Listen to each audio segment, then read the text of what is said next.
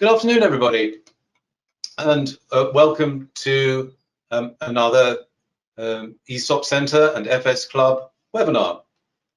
My name is Ian Harris, and I'm delighted today to be able to introduce again our friend David Craddock, who's going to talk to us about the role of employee share schemes in achieving the UN Sustainable Development Goals. Slightly different area of subject matter around employee share schemes from the series that David delivered so well for us last year. David is the founder and director of David Craddock Consultancy Services, and this is one of those situations where when I say I'm introducing to you someone who really is one of the leading experts, if not the leading expert on employee share schemes, I can say that with veracity with David. He is the author of the Tolly's Guide to Employee Share Schemes. When you get into the detail of employee share schemes, what he doesn't know about employee share schemes is probably stuff that's not worth knowing. I, on the other hand, am Ian Harris. I'm chairing today. I'm managing director of CN Group, and therefore have an element of responsibility for the FS Club and the ESOP Centre. I'm delighted to chair today. I would just like to say a few words before handing over to David. The first thing I'd like to say is a huge thank you to the FS Club and the ESOP Centre members and sponsors. This is the FS Club. We are so grateful to this group of organisations, diverse organisations, for allowing us to indulge in a diverse series of webinars across loads and loads of subjects to do with people and technology and finance, which we otherwise wouldn't be able to do. So huge thank you to the FS Club sponsors, and similarly with the ESOP Centre, this particular area of interest in employee share schemes. This is a list of the members and sponsors of the ESOP Centre, and similarly we are extremely grateful to all of these organisations for their indulgence and for their dedication to the subject matter and to the ESOP Centre. Today's agenda is pretty easy to understand. I'm going to speak for hopefully a little bit less than 5 minutes. I'm then going to hand over to David, who's going to talk for 20, maybe 25 minutes with his keynote presentation, and then we should have plenty of time for questions and answers afterwards. You have a questions box within GoToWebinar within which you can submit your questions. Please do submit your questions that way. We are locked into GoToWebinar along with you. So if you email me or email David or email somebody else, we will not get hold of the information. We won't be able to ask your question.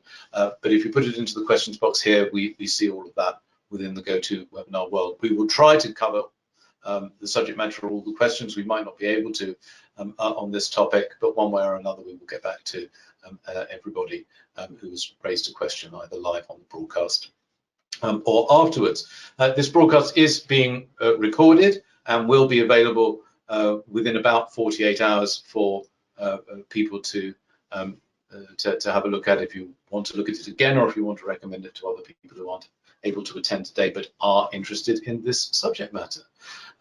So what I'd like to do now, if I may, is hand over to David. I feel like I'm sort of the continuity guy and the host of the show, so I will do it in a TV style. I'm going to say, here's David. Well, thank you very much, Ian. It's very good to be working with you again, and with the ESOP Centre through the FS Club. And I would also like to reiterate our gratitude to the sponsors for sponsoring the organisation and therefore enabling this webinar.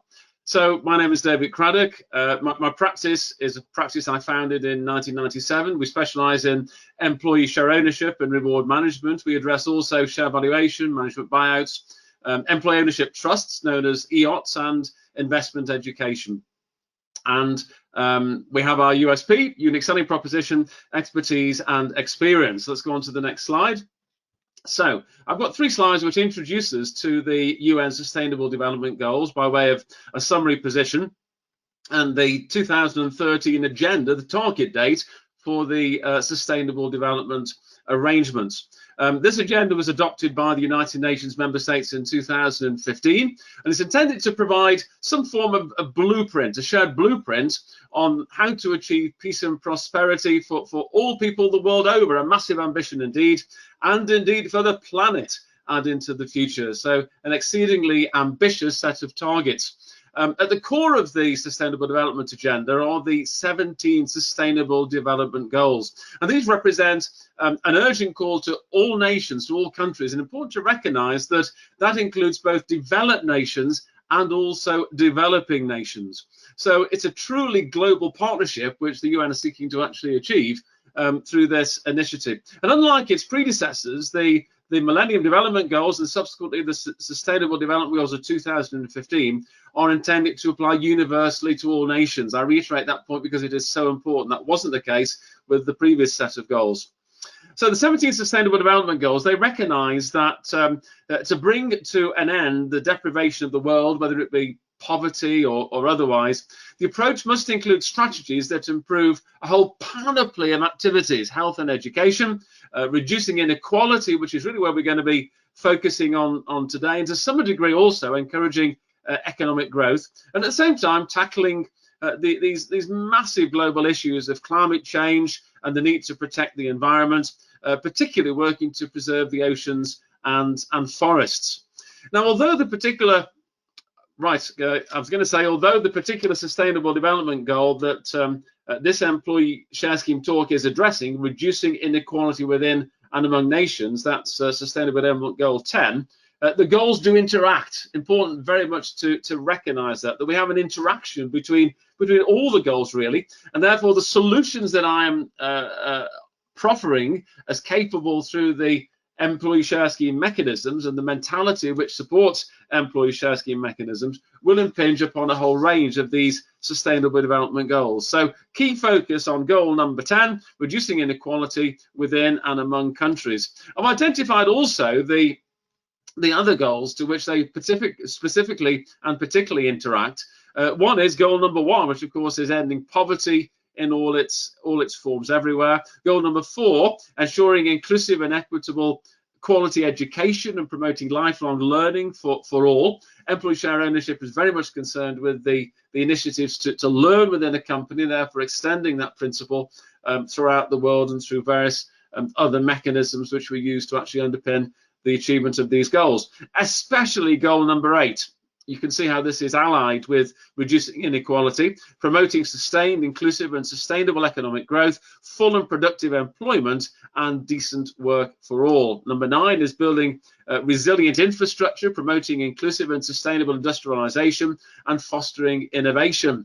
The whole concept of employee ownership is built upon encouraging entrepreneurship, and with that, of course, comes ideas for innovation. Goal number 7, making cities and human settlements inclusive, safe, resilient and sustainable. Goal number 12, ensuring sustainable consumption and production patterns. Goal number 16, promoting peaceful and inclusive societies for sustainable development, providing access to justice for all, building effective, accountable and inclusive institutions at all levels. 17 is strengthening the means of implementation and revitalizing the global partnership for sustainable development. And so the question really is, with these Sustainable Development Goals in mind, how can employee share ownership help?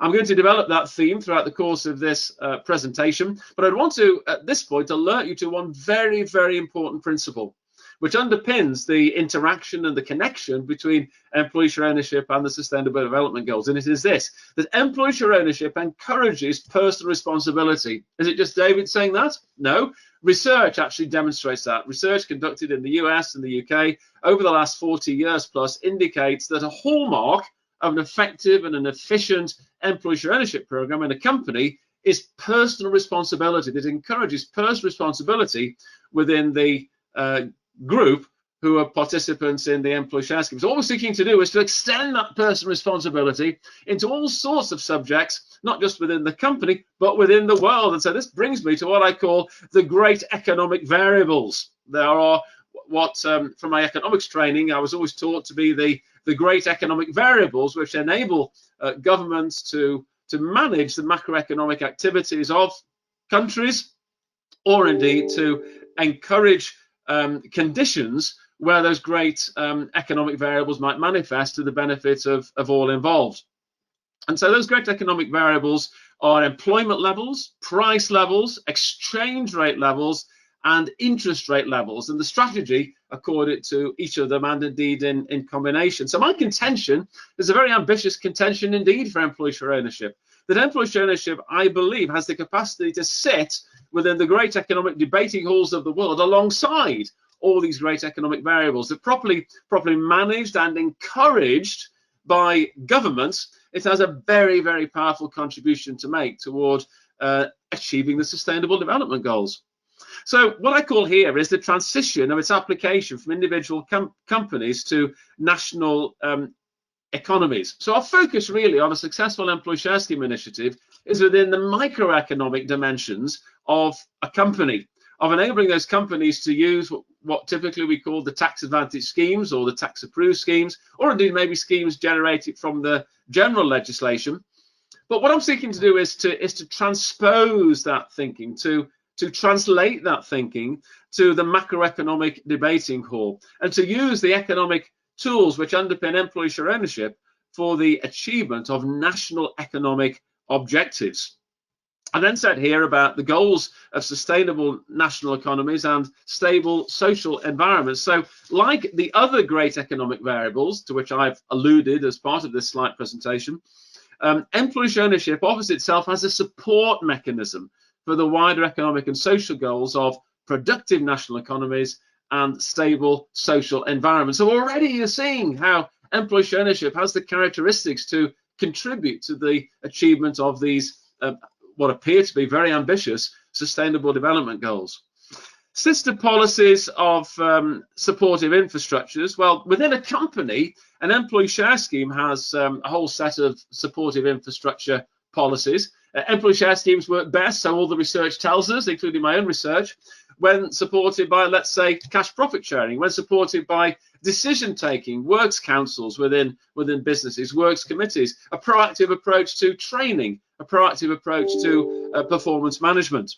So what I'm saying here is that transposing that into the national dimension, employee share ownership as a macroeconomic variable, again, has its supportive infrastructure policies. And they're the policies which relate to trust structures, to cooperative type arrangements, again, to work councils on a national basis, and representative democratic institutions. Yes, crucial to the macroeconomic success of the employee share scheme initiatives at national level must be effective democratic institutions within the political scientific framework of the nations. So let's go on to this next slide. What I'm talking about here is the application of employee share ownership in any national economy. And so I want to posit this main causal hypothesis, which was developed by Professor Martin Weitzman, a very interesting economist who started talking about in his early career about economics as it relates to pay and reward, but developed his thinking into the area of stable and sustainable economic environments. Died sometime, I think, at the end of 2019 in New York, but his contribution was very, very sizable. The main causal hypothesis is that wider employee share ownership implies that all involved in business will have fluctuating reward levels or income levels over a given trade cycle, because the employee share ownership component of reward, or the profit sharing component of reward, and Professor Weitzman's work focused primarily upon cash profit sharing, although we can extend those principles to employee share ownership. What he contended was that there was this opportunity for companies to operate a fixed return through a salary, but also a variable return. And therefore, when we have downturns in the trade cycle, there's an opportunity to reduce that variable element of reward, and therefore ensure that there's opportunity to maintain employment levels and to avoid redundancy. So by smoothing the business cycle or the trade cycle, there's less need for governments to then in turn introduce heavy demand stimulation into the economy. So this is a hypothesis which both maintains employment levels despite what's happening in the wider economy, and at the same time avoids that wider stimulus to emerge from a trade cycle trough, which typically ignites inflation. Okay, so they're the twofold benefits. We then have a thirdfold macroeconomic consequence of employee share ownership, which is productivity enhancement in the workplace. And so what I'm saying here is that the theoretical position upon which this approach is based is that with more cooperative working patterns, the breakdown of barriers between management and the workforce, that raises income levels for all through a more conducive environment for productivity. So with income levels rising on the basis of more cooperative working and a more intelligent working, there is less need to introduce legislation for constraining productivity. In other words, pay increases with productivity, and therefore, again, is another contributing factor toward containing inflation. Let's go to this next slide, which I talk about the economic credentials of employee share ownership. So what I'm saying is this, that if employee share ownership has the capacity to address employment, i.e. maintain employment levels and preferably increase employment levels through a developing more productive business, and encourage an increase in productivity and increase incomes in the way which is non-inflationary, therefore maintaining price stability, well, my goodness, we need to give some cognizance to this subject, some recognition to this subject in terms of the claim that I make for it to be one of the great economic variables in the great economic debating halls of the world. And therefore you see what I call the tripos of economic objectives achieved through employee share ownership, at least the potential for that, the potential triumph of employee share ownership in macroeconomics. Let's go to the next slide. So on this slide, I'm summarizing the position to date. I realize I'm saying a lot here about economics, and maybe a subject that you're not familiar with. Some, of course, will be very familiar with. But here is my summary form to date. Employee share ownership to establish fluctuating income levels over a business cycle, over a trade cycle, through flexible labor costs. The consequence of that at macroeconomic level is avoiding short-term unemployment and control over inflation. And then, second part of the summary, establish employee share ownership to establish cooperative working patterns and breakdown of industrial barriers, and with it, rising income levels through that cooperative working. The consequences there from a macroeconomic perspective are non-inflationary wage rises and enhanced productivity with no need for constraining legislation because pay is rising with productivity. It's powerful, is it not? I think so. Let's go to the next slide. Okay.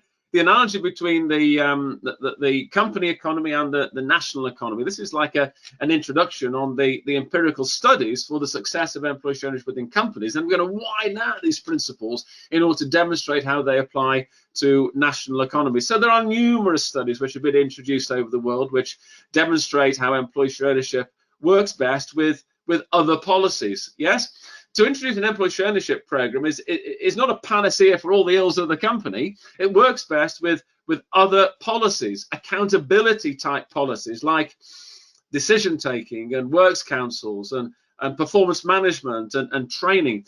Interesting study in 1988, the United States General Accounting Office study, which was performed by Corey Rosen, who historically has led the National Center for Employee Share Ownership. It was a study that concluded that productivity gains from a policy of employee share ownership works best when accompanied with a policy of employee involvement in corporate decision taking and decision making, operating through works groups and works committees and works councils, where the whole workforce have the opportunity to contribute their enterprise and initiative through by way of recommendations to management. 2001, the study is undertaken by Professor Andrew Pendleton, now operating down under in Australia, I understand, but at the time he was at Manchester Metropolitan University. That established a correlation between a positive employee share ownership program and a very proactive approach to training. Okay, let's go on to the next slide. So, a few points here about how that company dimension can actually then be transposed into the national dimension. Well, we've got a very interesting example in Spain and in Mondragon. And one of the features there was the way in which banks actually worked with the employee ownership dynamic, that they were patient, patient and kind, we might say, but certainly patient in working with companies who were going through the pangs of development, working into their growth profile. And the banks played a crucial role. And you might say this has a very, very powerful message for us today. as we're emerging from the pandemic worldwide, yes, and the role that the banks need to play and the mentality that the banks need to operate in order to assist companies and work with their business plans and their business planners. The tools of employee share ownership using cooperation and participation through trust structures, cooperatives, partnerships. All these are historical structures which are associated with different forms of employee share ownership. Well, we can take that employee ownership mentality, that personal responsibility mentality, which characterizes the operation of trust structures and cooperatives and partnerships, and we can extend it to that same mentality in running our schools and colleges, our healthcare surgeries and hospitals, local and national insurance schemes, local community facilities. Yes, all these elements which are so important in order to achieve the sustainable development goals, and then recognizing that the crucial politically required dynamic of representative governing bodies, whether it be at the level of the Works Council or indeed at the level of the nation, governments which have been elected through manifestly fair elections. Let's go on to the next slide. Okay, so here I've got 3 slides now as we run into the final stretch, you know. Doing a Sepco or a Steve Ovett. Actually, maybe I'm showing my age there, but there you go. They were the major athletes in my early days. Characteristics of employee share ownership, and what I want to do here is to give an indication of how these characteristics recommend employee share ownership to achieving these sustainable development goals. This is a massive subject, but I'm seeking to give you a little more than a peep as to my thinking on it that I've developed over the last 25, 30 years. Employee share ownership is redistributive, okay? When Gordon Brown introduced in Finance Act 2000, share incentive plan and enterprise management incentives, he made clear to us as practitioners, speaking through his civil servants, who we would meet regularly with, he made it clear that he saw employee share ownership as achieving a lifelong goal of his, redistribution. Redistribution, though, not through government handouts and social security benefits, but redistribution through hard work and endeavor and enterprise and contribution to the business in which you're working. Secondly, productive. Employee share ownership enhances the productivity of business. And this is a key principle I'm now going to share with you, that employees will be more inclined to produce value for a company if they know that they have potential to share in the developing value that they are creating. That lies right at the very heart of employee share ownership initiatives. So if they have that involvement, they will be part of that group of people who unite around the totem of the developing share value. What I call the totem, as in a totem pole. You see the illustration? It hangs in the mind, doesn't it? Yes. Okay, so incentive. Employee share ownership has the characteristic of an incentive scheme. Fundamentally, it is an incentive scheme, and if there's one thing we need emerging from the inception, it's the development of an incentive-led economy, and therefore employee share schemes needs to be right at the heart of that incentive-led economy. Let's go to the next slide. So this is my 4th characteristic. Yes, remember what the first 3 are. Just keep those in mind. That employee share ownership is redistributive, it's productive, it's incentive. Well, it's also individualist. It has the capacity to deliver a powerful reward to the individual. It encourages the entrepreneurial mindset. I remember years back I read an article called "The Candyman Can." The Candyman is the individual who stands outside the football ground or the baseball ground, whichever country you might live in, or the cricket stadium, he's involved in the production. Well, he is the production, isn't he? He's also the sales. He's also the human resources person if he's employing someone to help him. At weekends, he's going to work with his books of account in order to be his own finance director. The Candyman can. You see that? The Candyman can. Well, individualist characteristics of employee share ownership encourage that same sense of entrepreneurship, to think laterally about the business in which you're working, to connect the different parts, just as the Candyman can. Yes, so it delivers as a consequence of that an individual reward. But look at the next point. It's also collectivist. This is part of the magic of employee share ownership, that it encourages reward for the individual. Yes, remember our goal number 10 of reducing inequality. Well, if it's delivering reward for the individual, it's contributing to reducing inequality. Goal number 8, reducing any slothful activity in the environment, and therefore encouraging economic growth. but it's also collectivist. Yes, the individual reward comes through operating as a team. That's what I mean by saying it's collectivist.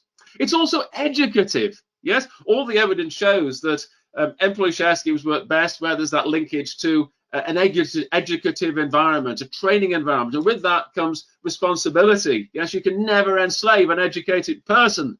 Okay, so educative is fundamental to the success of an employee share ownership program, and then transposed by encouraging employee share ownership across the whole of a country through initiatives and incentives at governmental level. It encourages education. Let's go to the next slide. Okay, so this is my final slide of exposition on this subject. So get your questions ready. I want to take all covers. I'm really looking forward to your questions, as I always do. Employee share ownership is international. Yes, employee share ownership has the capacity to unite an international company across many different countries. You know, we've introduced schemes for companies that have operations in 40, 50 different countries. So each country has a different culture. And you might think that's divisive, but potentially it is in some companies. But what is uniting and properly implemented and communicated can combat any division, whether it be potential or actual, is the international dimension of the uniting employee share scheme. So we try and keep the characteristics of the employee share scheme the same in all the countries across the group. It's voluntary. This is important. Okay, it's voluntary. So we're not compelling companies to introduce employee share ownership, and I'm never ever suggesting that governments introduce employee share ownership schemes to be compulsory. I've done quite a bit of work over the years down in South Africa. Fascinating country to visit, and in that country you might well say that courtesy of the black empowerment legislation, employee share schemes are in a sense compulsory. Okay, and as a consequence, companies tend to resent the requirement to introduce with their associated costs. So what we need to do is we need to use what I call the tax bait through government introduced employee share schemes, and we do have them, of course. We have them in the UK with the tax approved legislation. We have them in the US with the tax qualifying legislation. I talk about this tax bait. I've written about this for years, using the tax bait to attract companies and their advisors to the advantages of employee share ownership, and therefore on a voluntary basis introduce. So here my final summary before we go on to the questions. The current challenge for employee share ownership, the challenge is to raise the profile of the subject. Yes, to raise the profile of the subject so that multiple companies introduce these schemes, and thereby it has a national effect. And that enables employee share ownership to sit alongside those great economic variables of price levels and employment levels and exchange rate levels and interest rate levels, and have a powerful effect, interacting with those existing variables in developing economic growth, reducing inequality, and indeed developing personal responsibility, which is so needed in order to achieve all those UN Sustainable Development Goals. And remember, it needs to work with its sister policies. At national level, it's first and foremost fair elections within a representative government. That might involve, in countries where there's a monolithic group, it might involve Swiss canton systems, it might involve some form of electoral college. This is a massive subject, but look, you know, the UN has set massive goals, and therefore it needs very powerful solutions, economic solutions, and employee share ownership has its contribution to make, I contend. Thank you very much, and I look forward to your questions. Thank you, Ian. Oh yes, this is my closing slide. Do contact us if you wish us to assist you. Employee share ownership type subjects, also share valuation management buyout, employee ownership trust, the EOT. Very powerful mechanism that's been introduced in latter years, and indeed on investment education. Thank you. David, thank you so much. That was really fascinating for me, and clearly for many people in the audience as well. The board is lit up with questions.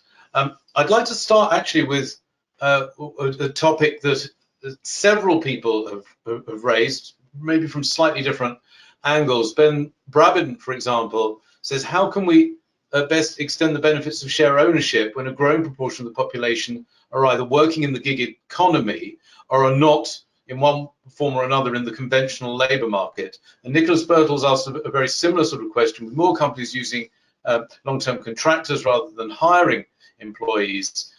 Is the current EMS as beneficial for contractors, or can it be as beneficial for contractors as it is for employees? And I think this is a fascinating line of questioning, in particular linking it to the development goals, because in many countries, what we think of as conventional employment relationships are not necessarily the way that most people are working. So I'd be fascinated to hear your answer to that sort of family of questions, David.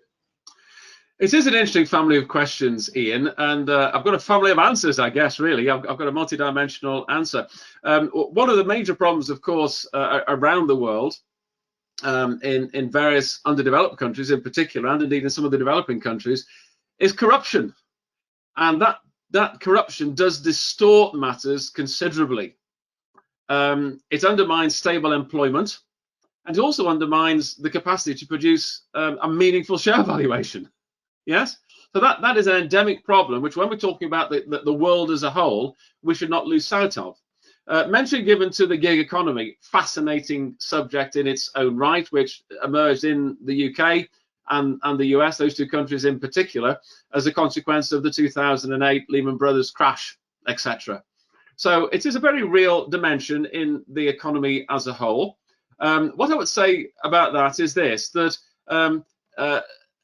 in many ways, the people involved in the gig economy, they are their own entrepreneurs. They are their own business owners. Yes, they're developing their own business enterprise. Some of them have their own companies in order to provide their services. So in that sense, they develop their own employee share scheme. That's one dimension. But where you've got individuals who are, say, devoting their time to one company, maybe 75% or more, then there is potential to bring them into a share scheme, which is a non-employee share scheme. And I devote a whole chapter in my book, Tolly's Guide to Employee Share Schemes, and various other publications I've produced, it's written in those as well, to how to actually develop share schemes for non-employees. So you can see how there is a family of answers to that family of questions.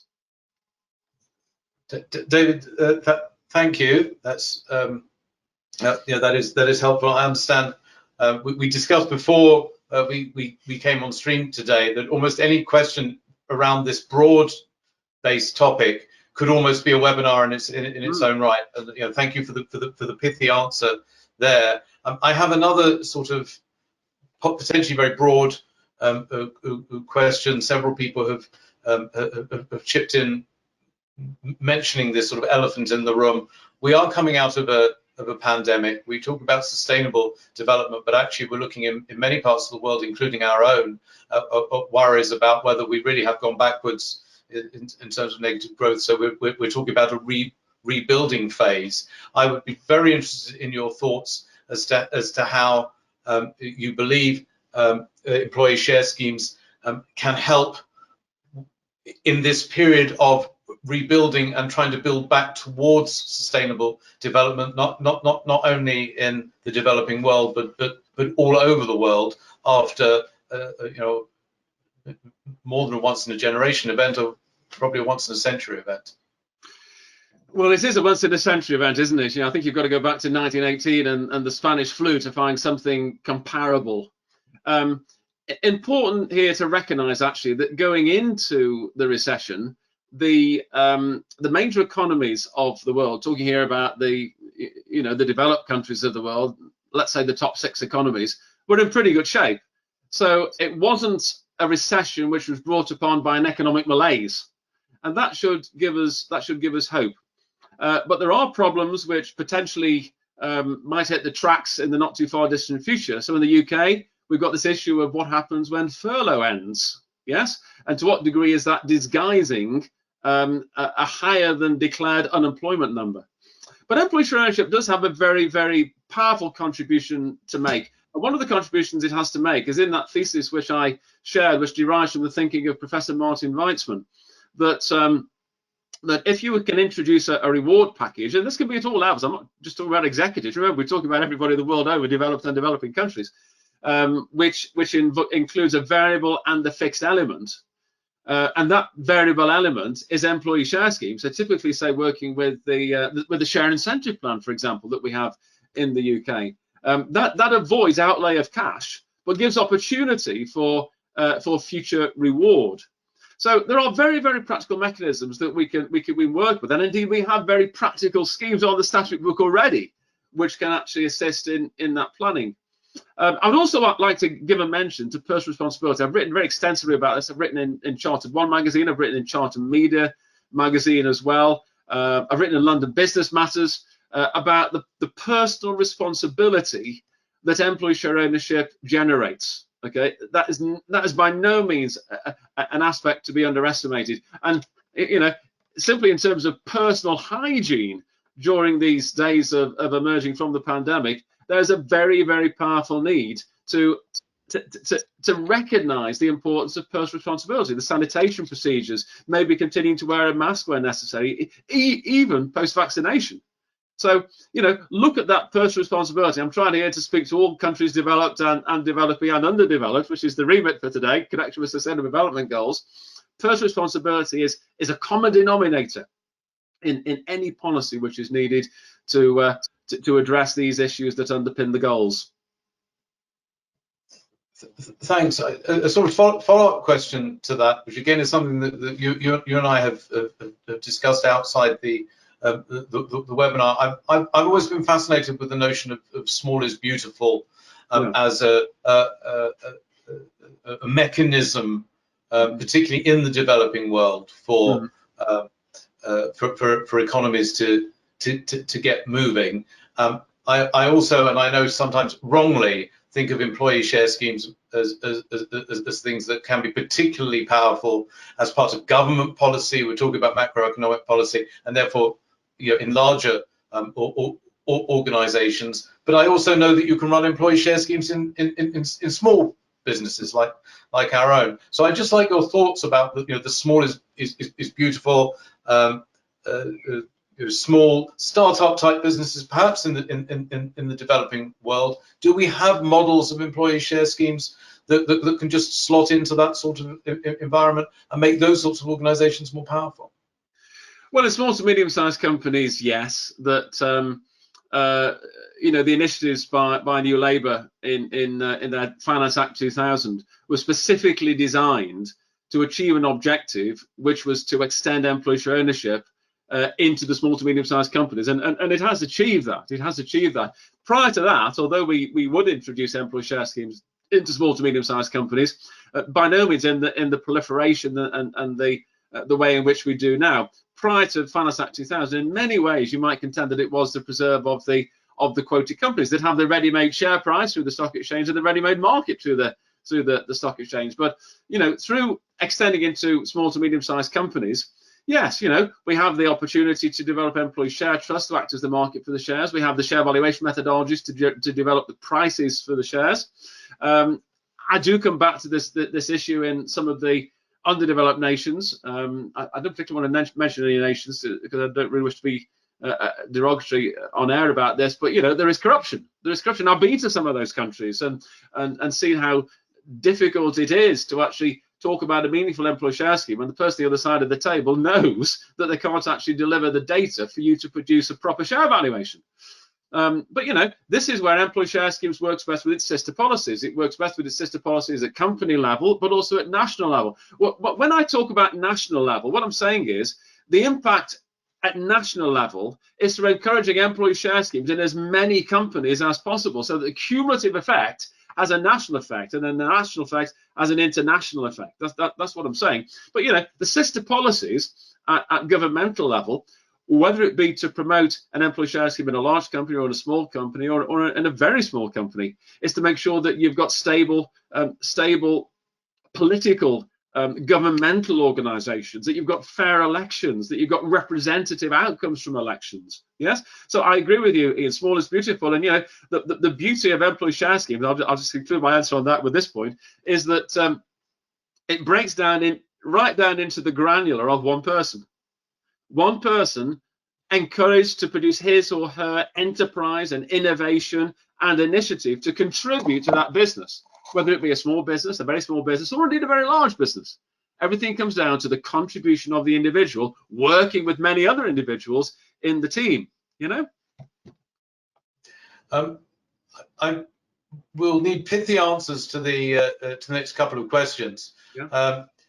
And I think you partially answered this one, but Paul Phillips asked the question from an interesting angle. How is an employee share ownership scheme valued by potential buyers of the firm? Oh, Paul, yeah, thanks, Paul. Yeah, great question. Great question. Right, where do we start, actually? Okay, first thing to say is, as long as the company to be acquired is not regarding it as some sort of poison pill and specifically introducing elements within the employee share scheme to make it poisonous to a potential acquirer, the answer is, in short, very favorably, because they recognize that the company that they're acquiring is has taken seriously the motivation and incentive of its people, and therefore they are inheriting through their acquisition a company where there is evidence that companies have introduced schemes to produce a motivated and incentivized workforce, and they want motivated, incentivized people as part of their acquisition. Now, there's a little bit of an issue there, which I'd want to bring out. It has come up in relation to a number of our client companies when they've been taken over, which is this: we may have worked with those companies. I can think of two companies in particular. We worked with those companies for years and years, developing employee share ownership programs.